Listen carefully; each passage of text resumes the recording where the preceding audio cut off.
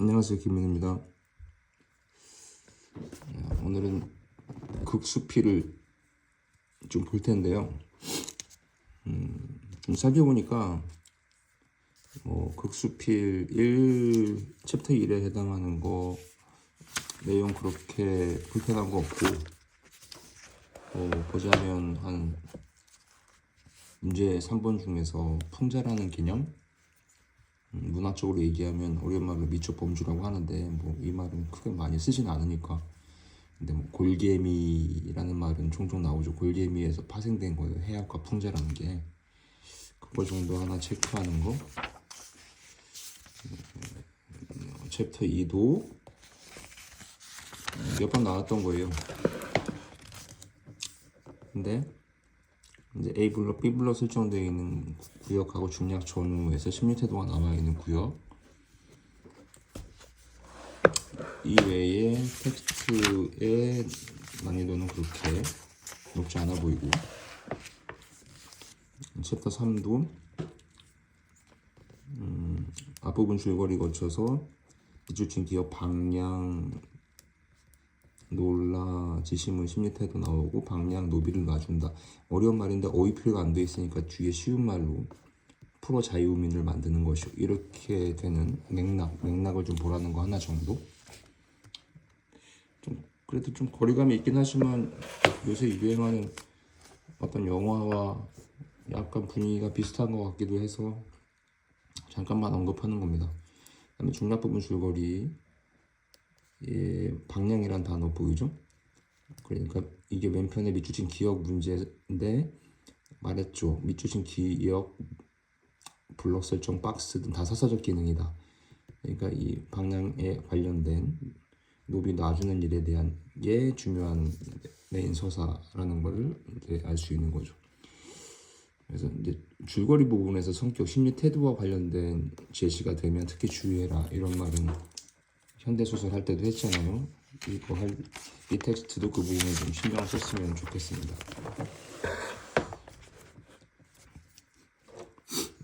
자, 그리고 이제 챕터 4인데 여기서 설명 한번 하죠. 자, 서사, 소설하고 희곡, 시나리오는 공통점이 있어요. 스토리, 서사가 있다는 거죠. 자, 그런데 극 같은 경우에는 서술자 시점이 없다는 말을 했어요. 이 일부 이제 개념학습 쪽에서.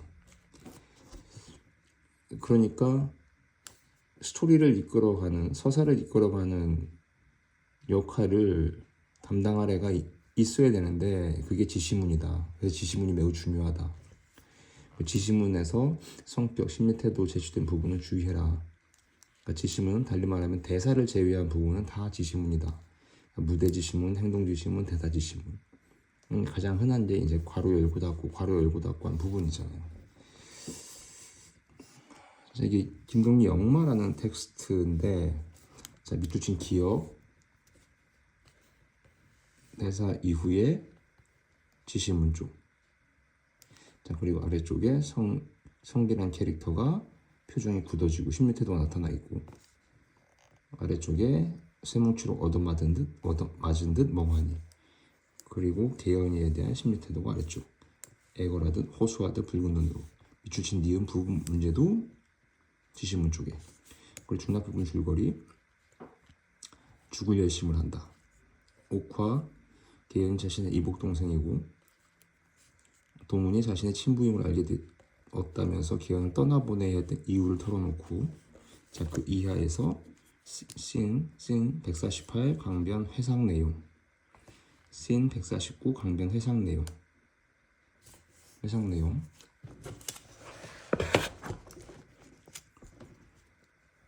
씬 150 강변 현실, 회상에서 깨어난 펑펑 쏟아지는 눈, 얼어붙은 강물, 눈과 함께 흐르는 눈물 쓱 문지로 돌아선다.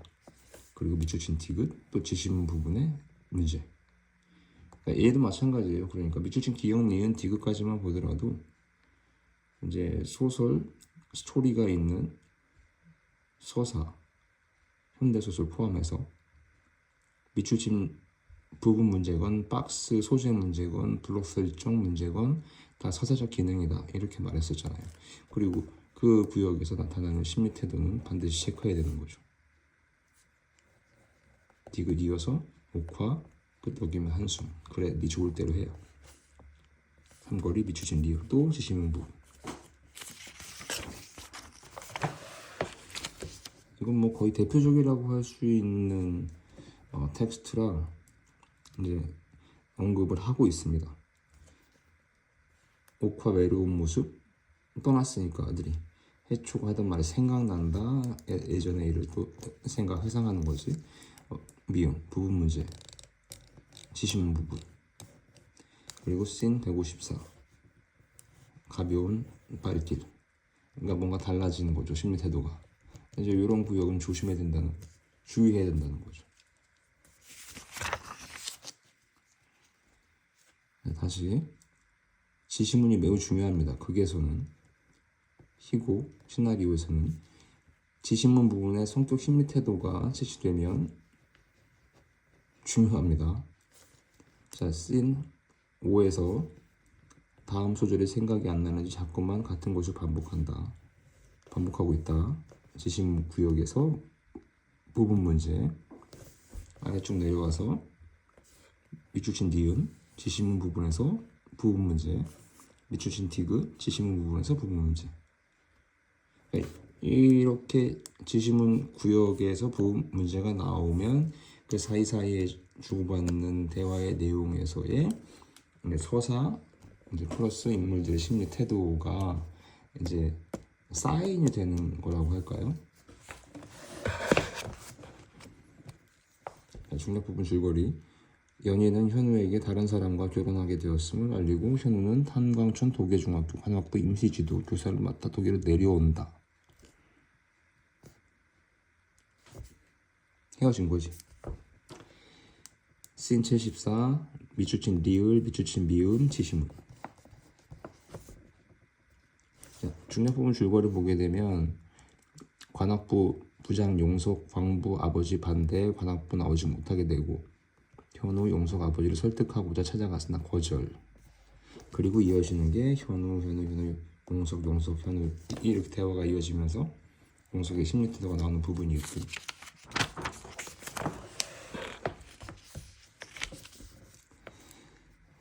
마지막 부분에서 서로 조금 힘들다고 헤어지면 그게 사랑이니 사랑의 변환인가?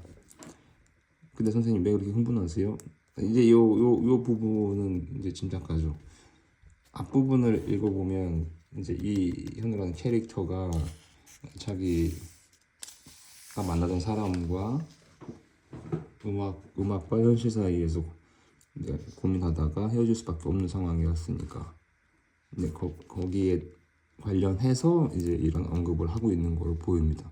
그러니까 이 선생님 현우가 더 흥분해서 말하는 것에 대한 질문을 하고 있는 거죠. 그러니까 심리 태도지. 중요한 건 심리 태도라는 거예요. 서사 문학은 소설이든 극이든 성격의 심리 태도가 서사를 이끌어가기 때문에 이 중요한 구역이 되는 거예요. 자, 여기서 이제 수필이에요. 수필인데 이제 상대적으로 희곡 시나리오보다는 수필이 좀 더 까다로운 불편함을 줄 때가 종종 있었던 것 같아요. 최근에. 시 수필에 대한 얘기를 잠깐 언급하면 공통점은 우선 정서를 표현한다는 거에서는 시나 수필이나 공통점이에요. 그래서 내가 이렇게 말하죠. 수필의 필자를 시적인 화자로 처리해라. 수필의 필자 글쓴이를 시적인 화자로 처리해라. 당장 시작하는 부분은 에이블로 설정되어 있는데 여자로 태어났으니 글쓴이 캐릭터가 엿보이지. 자, 천륜의 거북이라고 했는데 어휘풀이 되어 있습니다. 어휘풀이 되어 있으면 읽으라고 했어요. 천륜의 말에 이르기를 강산의 아름다운 경치를 두루 돌아보고 그 다음에 특히 마지막 요 세 줄이 특히 중요하다고 생각돼요. 왜냐하면 가슴이 트이며 여자로 태어났는데 남자 옷으로 갈아입고 하면서 캐릭터에 대한 얘기와 더불어서 심리 태도가 드러나 있는 구역이니까 그리고 중략 전후는 중요하단 말을 했었잖아. 바로 이어서 밑줄친 기역 부분 문제가 있네요.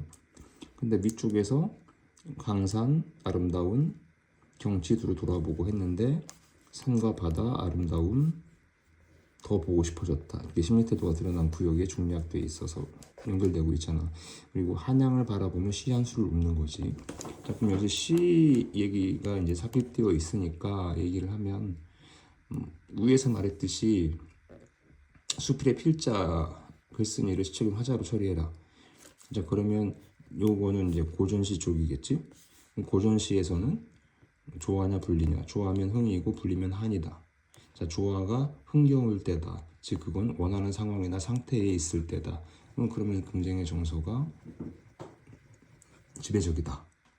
한가로이, 논일기를, 즐거이 이런 구역을 체크하라는 거죠. 그럼 지금 자기 하고 싶은 대로 좀 하고 있으니까 한양 바라보면서 이런 정서를 드러내는 것이. 그리고 또 B블록에서 한양에 대한 얘기를 북으로, 남으로, 왼편으로, 오른편으로 아름답도다. 심리 태도가 드러나 있잖아요. 정서죠. 정서가 직접 드러나 있는 거지. 예, 길게 여기까지 이어집니다. 또 남산에 올라가지고 아름다운 기운 가득했다.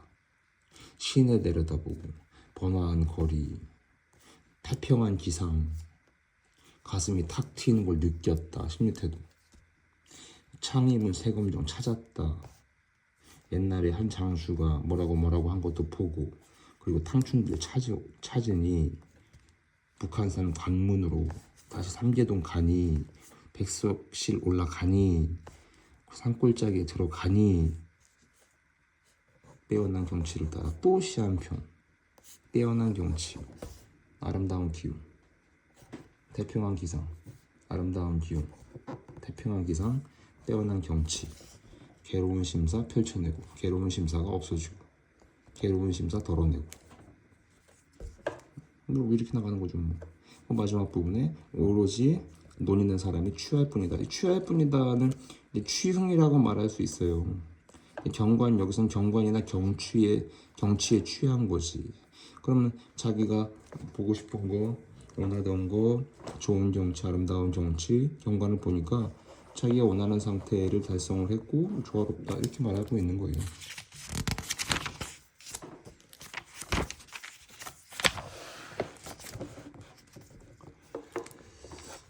자, 그럼 앞에서 시는 수필과 거의 비슷하다고 했으니까 그럼 수필을 다룰 때도 자, 상수 변수를 기억해야 되겠죠. 상수, 시적인 화자가 시적 대상에 대해서 정서를 드러낸다. 자, 시적인 화자가 시적인 대상에 대해서 어떤 인식과 태도를 보이고 어떤 생각을 드러낸다. 근데 변수가 있다. 처지 상황이다. 물론 예전에 제가 이걸 저울추에 비유한 적은 있습니다. 시적인 화자의 처지 상황 쪽에 집중할 때가 있고, 시적인 화자가 바라보는 시적 대상의 처지 상황에 좀 더 집중할 때가 있고, 그래서 얘는 좌로 우로 왔다 갔다 할 수 있다고 했어요. 어쨌든 얘는 상수 변수예요. 자, 그래서 그렇기 때문에 만약 보기의 내용이 선택지에 들어있어도 상수 변수에 불일치하면 틀린다. 이걸 꼭 기억해 주길 바랍니다. 자, 옛날에 제왕 중에 거쳐 살고 있는 곳에 대한 얘기를 하는데, 뒷사람이 이를 작다고 여겨 뒷사람이 또 이를 작게 보아. 제왕, 그 뒷사람, 또 그 뒷사람 다른 거죠, 입장이. 그랬더니 똑같은 제왕이었지만 그 거처가 이렇듯이 같지 않음을 어찌된 것인가. 글쓴이 필자 시적인 화자에 해당하는 애가 의문을 제기하죠. 그러면서 지난 것이고요. 작은 줄을 모르면 큰 것이 된다. 그 큼을 알지 못하면 이것을 작다고 여깁니다. 그러니까 작은 줄을 모르면 큰 것이 되고, 작은데도 작지 않다고 생각하면 크게 된다. 이 말인 거죠. 아무리 큰데 있다고 하더라도 그게 크지 않다고 생각하면 그게 작아진다는 거죠.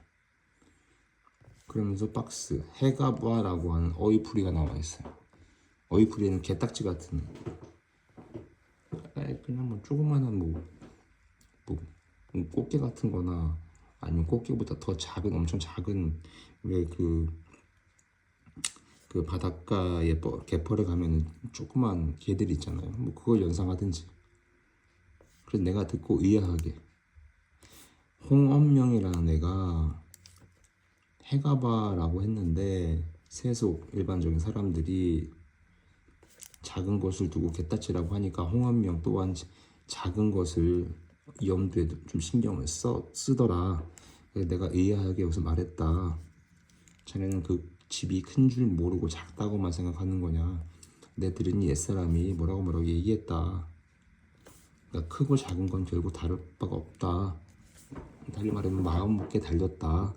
자, 여기서 내가 이렇게 블록 설정한 이유는 자, 필자 글쓴이 시적인 화자에 해당하는 사람의 작고 큼에 대한 인식과 태도, 생각이 제시되어 있는 부분이기 때문에 블록 설정한 겁니다. 그럼 여기는 매우 중요한 구역이 될 거예요. 이 수필 텍스트에서 작다는 것과 크다는 것에 대해서 홍원명이라는 사람에게 전해주는 시적인 화자에 해당하는 필자 글쓴이의 생각이 집약적으로 집중적으로 드러나 있는 구역이 이 구역이니까 이 구역은 스탠바이 하고 하나라도 더 기억하려고 했어야 될 겁니다. 이게 오른편 부분까지 이어지고 있어요. 선비로서 그 사업을 등이 크게 할 수 있는 자가 진실로 학문을 급선무로 삼지 않는다면 어쩌겠는가. 선비라면 학문을 급선무로 삼아라. 그게 큰 거다.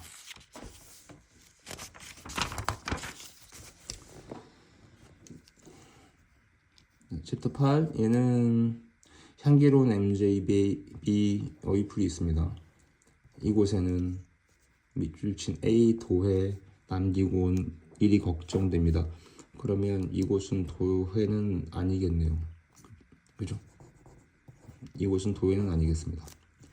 건너편 팔봉산 뭐라고 하다 밤이 되면 하도 조용한 곳이 객주집 방에는 그럼 시적인 화자에 해당하는 필자가 있는 곳인가 보죠. 정영하면서 구체적인 청자를 언급하고 있어요. 그리고 배짱에 얘기 나오는데 슬퍼하는 것처럼 여차장에 차표 찍는 소리 같은 이발소 가위 소리 같아집니다. 특히 요 구역이죠. 그럼 시적인 화자에 해당하는 필자는 지금 객주집 방 팔봉산이 보이는 도해가 아닌 곳에서 본인도 약간 슬픔을 느끼는 것 같은 정서가 환기되는 거죠. 그리고 비망록 산천의 시정 정서가 표현된 일부분. 참고로 비망록은 잊지 않으려고 기록해 두는 걸 말해요. 뭐 일기 같은 거예요. 제가 지금 이제 밤이 됐으니까 별빛, 벌레 소리 요란, 가을이 오는 까닭이다. 이제 여름 끝자락에서 가을이 다가오는 시간대쯤인가 보죠. 꿈을 조금 꿉니다. 도회에 남겨두고 온 가난한 식구들, 포로들의 사진처럼 내게 걱정. 그러니까 시적인 화자에 해당하는 필자는 도회가 아닌 이곳에서 걱정이 이제 식구들인 거지. 그러다가 잠깐 들어버린 잠도 깨버리지. 중략 내일 꿈자리가 뒤숭숭했다. 가까이에서 보면 가족 걱정 때문이겠지. 즐겁게 꿈을 꾸고 싶습니다. 바람을 드러내지만 즐겁다는 얘기는 아직 안 나왔어요. 도예의 화려한 고향에 있습니다. 지금 시적인 화자에 해당하는 필자는 여기 있는 이곳이 고향은 아닌 거예요. 도예에서 내려온 거지. 그리고 아침에 마당에 나서면 하면서 자기의 정서를 표현하고 있는 거죠. 이제 수특은 극수필이 이제 여기까지인 것 같아요. 그래서 오늘 극수필의 특징이 좀 더 표면적으로 드러나는 텍스트가 뒤쪽에 배치되어 있길래 그걸 중심으로 했습니다. 잘 참고해 주셔서 이 파트를 익히는데 도움 받았으면 좋겠습니다. 네, 여기까지 하겠습니다. 고맙습니다.